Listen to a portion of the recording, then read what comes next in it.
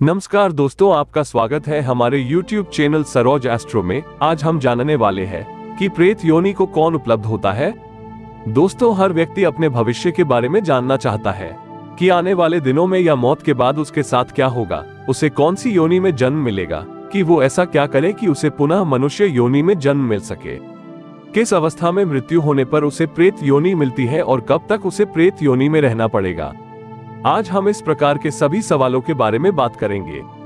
मनुष्य की प्रकृति प्रदत्त आयु 110 वर्ष है, जिसमें से 55 वर्ष रात्रि में कट जाती है, शेष बचती है 55 वर्ष। यदि शरीर स्वस्थ रहा और किसी भयंकर रोग व्याधि का आक्रमण नहीं हुआ तो मनुष्य 55 वर्ष से अधिक समय भी व्यतीत कर सकता है।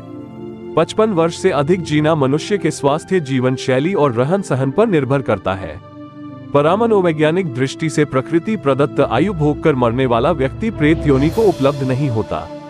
वो स्थूल शरीर के मृत होते ही तत्काल सूक्ष्म शरीर को उपलब्ध हो जाता है और यथा समय कहीं पर जन्म भी ले लेता है।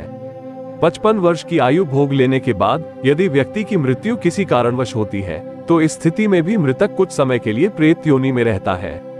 55 वर्ष की आयु के भीतर यदि भूत प्रेत बाधा के कारण भयंकर रोग व्याधि, किसी भयंकर दुर्घटना, अस्त्र शस्त्र, पानी में डूबने, ऊंचाई से गिरने, विष पीने, फांसी लगने, जलने, आत्महत्या, अचानक हृदय गति बंद हो जाने इत्यादि के कारण मृत्यु होती है तो उसे अकाल मृत्यु कहते हैं। अकाल मृत्यु को उपलब्ध मृतक को शेष आयु की चौगुनी आयु प्रेत योनि में भोगनी पड़ती है।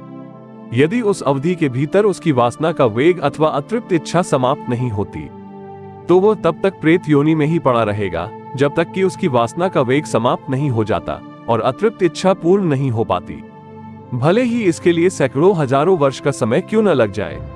सारांश ये कि प्रेत योनि की आयु विशेषकर मनुष्य की अतृप्त वासना, कामना, अतृप्त इच्छा और संस्कार की क्षीणता पर निर्भर है। जब तक वे बिल्कुल समाप्त और क्षीण नहीं हो जाती तब तक मृतक प्रेत योनि में ही दीर्घ काल तक भटकता रहता है।